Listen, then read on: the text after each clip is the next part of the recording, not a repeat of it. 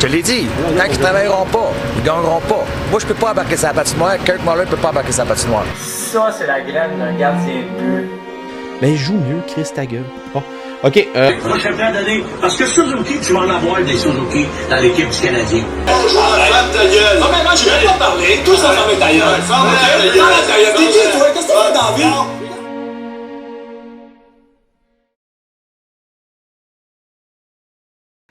Salut tout le monde, j'espère que vous allez bien. Bienvenue dans cette deuxième vidéo de la mêlée générale. Aujourd'hui, avec un nom assez particulier, quelqu'un qui était vraiment spécial pour moi, pour plusieurs raisons que je vais vous énumérer dans cette vidéo-là. Probablement une des personnes qui va être vue à travers la Ligue nationale, à travers ses partisans, comme étant un des plus grands flops premier choix qu'il n'ait jamais eu de l'histoire de la LNH. Fait que c'est pas un petit titre à porter quand même, il y en a eu quelques-uns, mais Yakupov fait définitivement partie de ces personnes-là. C'est de lui qu'on va parler aujourd'hui, juste avant de commencer, guys, juste avant de commencer dans le sujet de la vidéo, parce que justement, on va parler de la descente aux enfers de Neil Yakupov, de la carrière qui n'aura jamais abouti à la hauteur des attentes de personnes. Juste avant de commencer, guys, je veux juste mentionner, merci beaucoup pour tout le support que vous donnez à la chaîne présentement.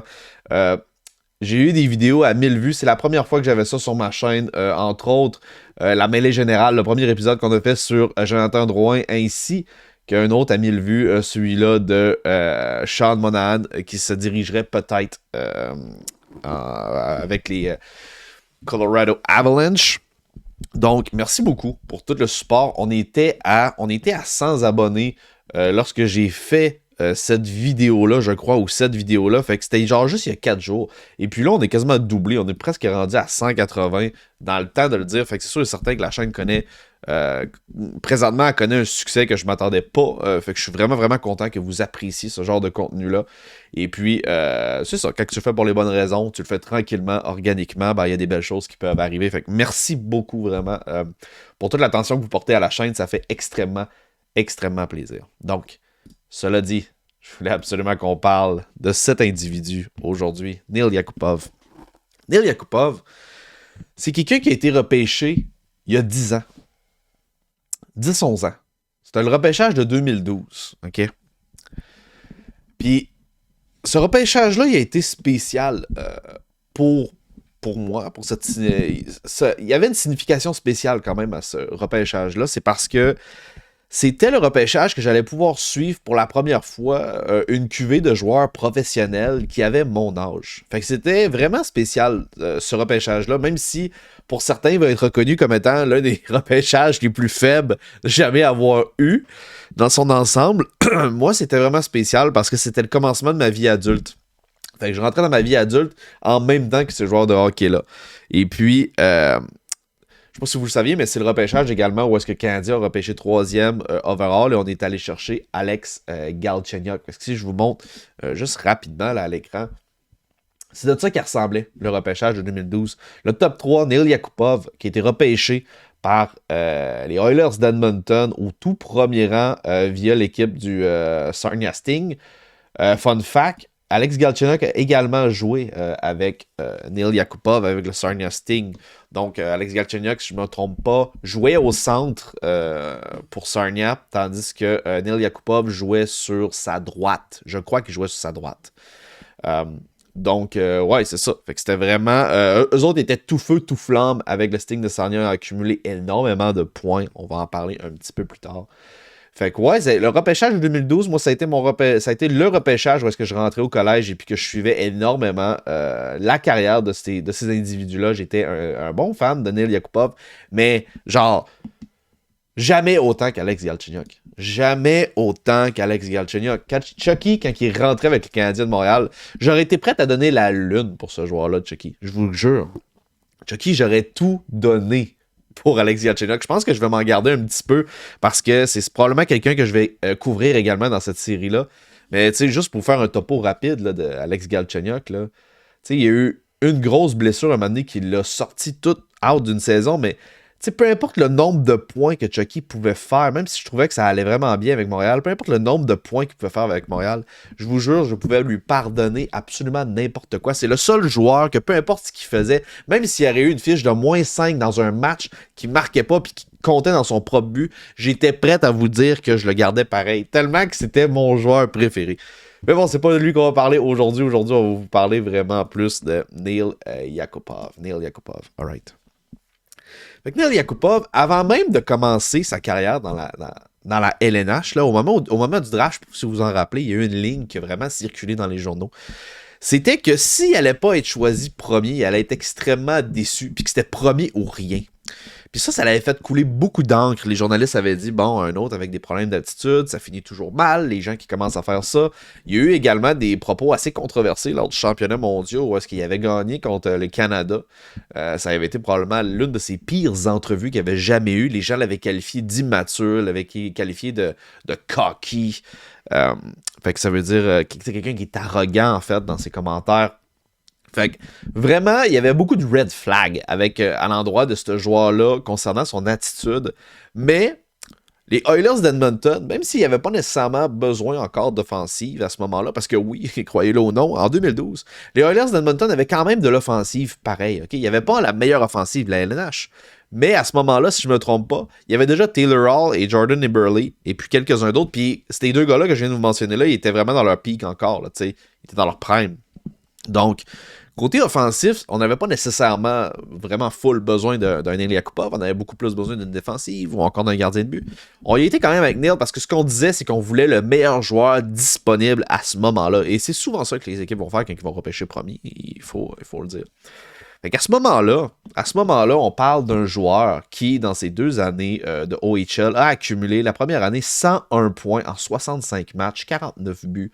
Et la deuxième saison, 69 points en 42 matchs, donc 31 buts. Qui s'est tenu la deuxième année dans le plus 15. Fait qu'on... Quelqu'un qui peut-être sur la feuille de pointage relativement responsable défensivement. Je dis relativement parce qu'il a compté quand même beaucoup de points. Fait que c'est sûr que ça compense. Là, d'après moi, ça devait pas être un gars qui devait backcheck beaucoup. Mais en tout cas, capable de maintenir un ratio positif dans les plus et moins. Et ça, c'est toujours apprécié d'une équipe de hockey. Commence l'année. Tu sais, ses débuts sont mitigés. Ses débuts sont mitigés dans la Ligue nationale de hockey. Il a accumulé 31 points en 48 games.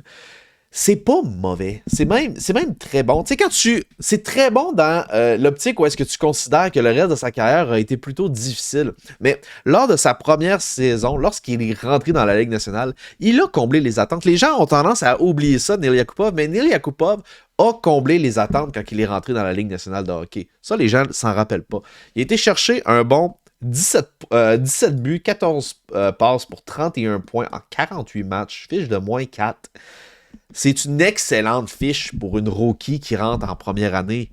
Tu peux pas demander nécessairement mieux que ça. Puis, faut dire que malheureusement, avec les Oilers, ça s'est pas amélioré les saisons qui ont suivi. C'est là que ça a été difficile pour Neil Yakupov. La disette de la deuxième année, c'est real, OK? La disette de la deuxième année, on aurait dit que la plupart l'ont, OK? En 63 games, il était capable d'aller chercher seulement 24 points. Lors de sa troisième saison, en 81 matchs, 33. Et puis là, les 2 dernières saisons là, que je viens de vous mentionner, là, ça fait mal. Ça fait mal. -33, -35. Écoute, -33, -35, je sais pas si tu sors dehors quand il fait... Mais il fait fret en tabarnak, man, OK? Sérieux, là c'est freezing cold. -33, -35. Tu sais...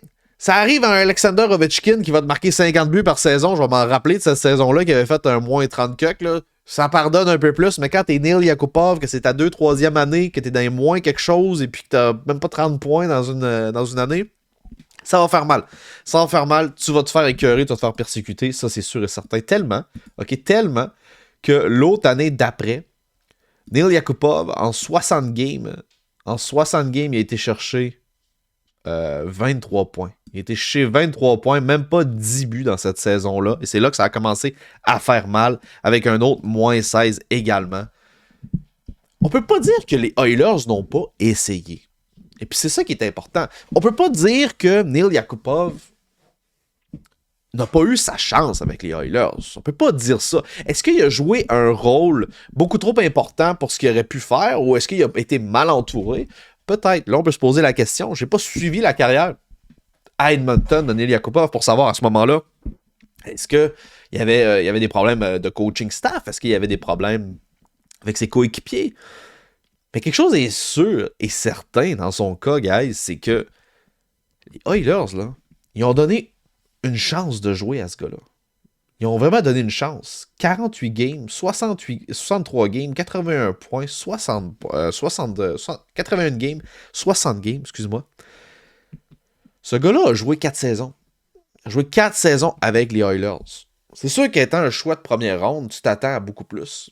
Mais à un moment donné, si ça ne fonctionne pas, après 4 saisons, c'est parce que peut-être que ça ne fonctionnera jamais aussi. T'sais.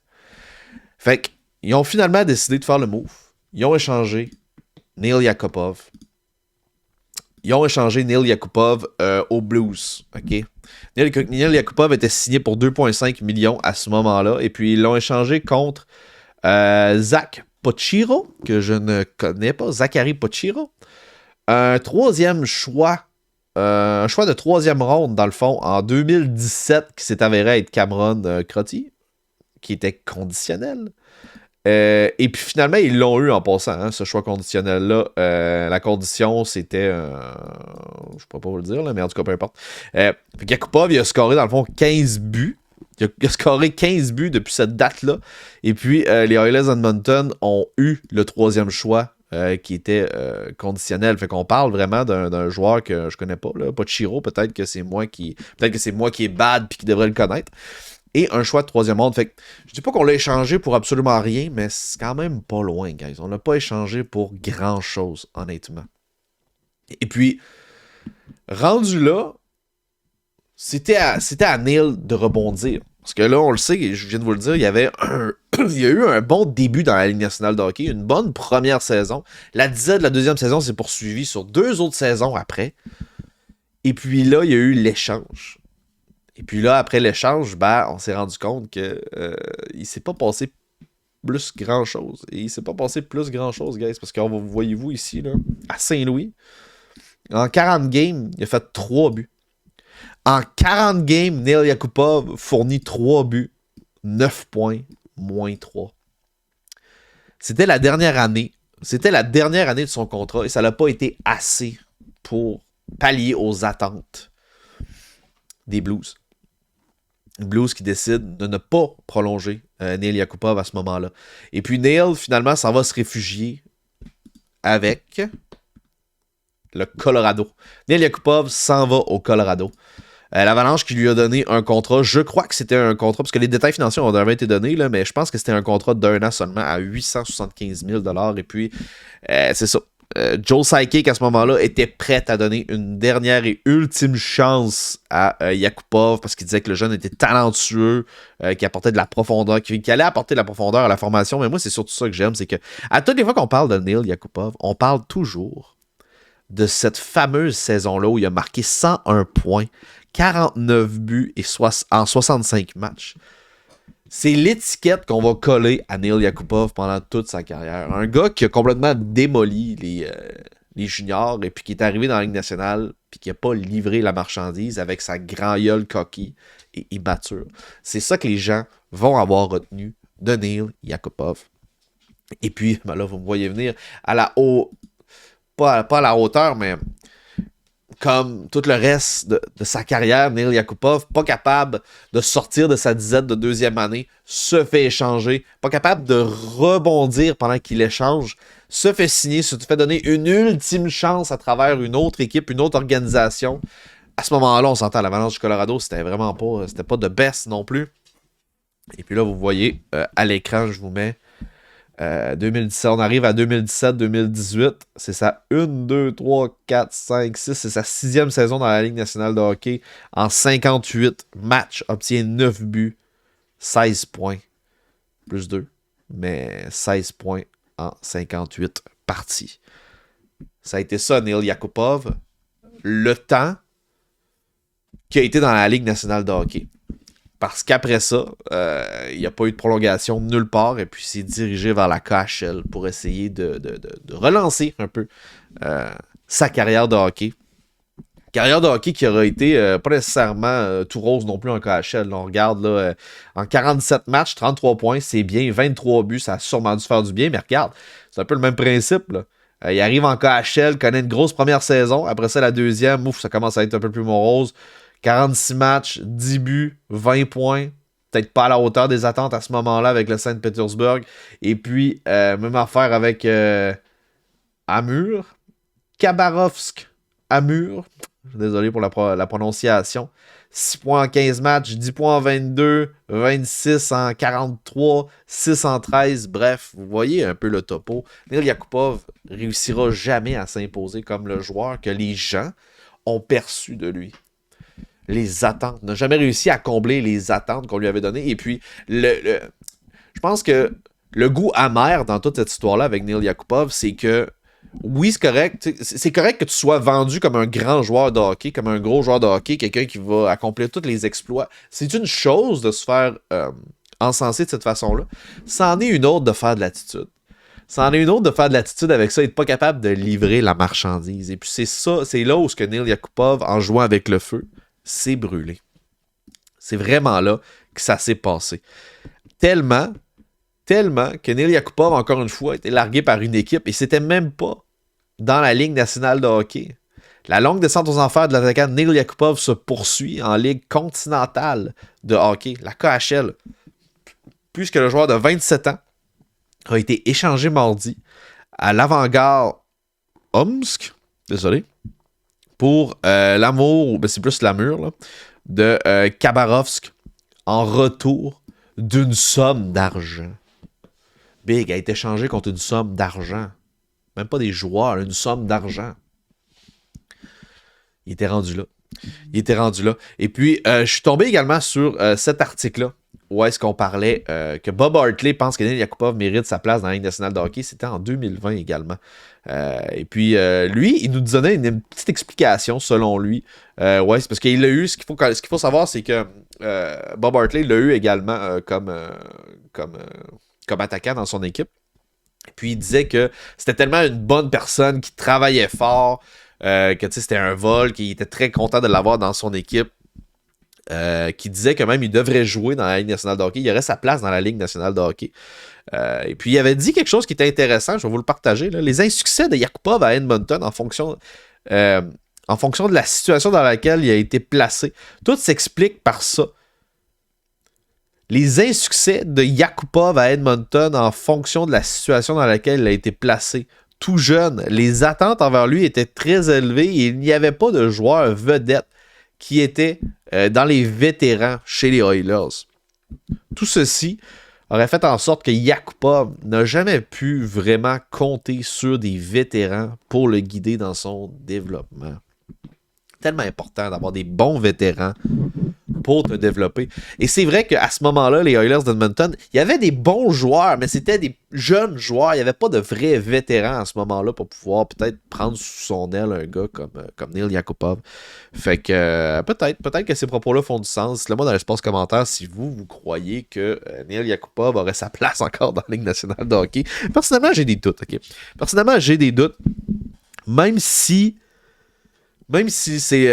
le fait que le gars joue peut-être bien dans la KHL ou que il est capable de bien supporter une équipe là-bas, ça veut vraiment pas dire que tu es capable de revenir dans la Ligue nationale de hockey, surtout pas avec la réputation qui s'est fait. Puis que Bob Hartley dise ça, qu'il est travaillant pis tout à 29 ans, ben à ce moment-là, c'était en 2020, fait que c'était à 27, 28 ans, qui disent ça de Neil Yakupov à ce moment-là, c'est correct. Je veux dire, il a atteint une certaine maturité. Je peux pas croire qu'à travers tout ce processus-là, ce gars-là est jamais devenu plus mature que ce qu'il était quand il avait 18 ans. Mais le fait est qu'avec toutes les expériences qu'il a eues dans la Ligue nationale de hockey, son passé reste entaché. Aux yeux des autres directeurs de la Ligue nationale de hockey. Fait que c'est impossible qu'on voit un jour Neil Yakupov. Ça, je vous le garantis. Fait que, une autre personne, un peu à l'image de Jonathan Drouin, où est-ce qu'on avait des attentes tellement élevées envers un joueur de hockey, puis dans ce cas-ci, c'est très normal, étant le premier choix overall de sa QV Un autre personnage qui, malheureusement, n'aura pas pallié aux attentes de tout le monde, autant des fans que des équipes à travers la ligue, que n'importe qui d'autre. Et puis, je veux qu'on regarde une dernière fois au repêchage. Tu sais, pour de vrai, là, ce repêchage-là, c'est vrai qu'il n'a pas été superbement fort. Tu sais, quand tu regardes ça, là, je veux dire, c'est qui les joueurs élites, juste à travers le premier tour, les joueurs élites, établis élites vraiment, là, pas juste des joueurs genre qui vont compléter, je veux pas des joueurs qui vont compléter des top 4 à défense, ou des joueurs qui vont être sur une troisième ligne, ou même une deuxième ligne, je te parle vraiment d'une première ligne, c'est qui les joueurs, à travers ce repêchage-là, qui ont été dominants, c'est vraiment des joueurs élites, pour vrai, là, à travers le temps dans la Ligue nationale de hockey. Murray, ça a eu une belle carrière. C'était-tu vraiment élite? Je suis pas prêt à dire ça. Morgan Riley peut être classé comme étant élite. Ça, je suis prêt à le donner. Lindholm, c'est-tu vraiment élite? Dumba, c'est-tu vraiment élite? C'est des bons joueurs de hockey, là. C'est-tu vraiment élite? Trouba, j'en doute. Forsberg, je suis prêt à le mettre élite, peut-être. Philippe Forsberg, je suis prêt à le mettre élite. Je suis désolé, j'en vois pas beaucoup d'autres. Teravainen, je suis pas certain. Vasilevski, gros gardien de but. Ça, je suis prêt à vous le donner. Fait que sinon, si je regarde ça, là, pour de vrai, là, Vasilevski, ok, ça c'est sûr, c'est hors de tout doute, on se pose même pas la question. Philippe Forsberg, je pense que c'est hors de tout doute également. Puis Morgan Riley. Fait que t'en aurais 3 à travers ce repêchage-là, pour moi, qui sont hors de tout doute. Vraiment hors de tout doute des élites à travers la Ligue nationale de hockey. Ça a été un repêchage difficile, ce repêchage-là, de 2012, c'est sûr et certain. J'espère que vous aurez apprécié cet épisode-là de la mêlée générale où est-ce qu'on refaisait un petit peu le topo de la carrière de Neil Yakupov.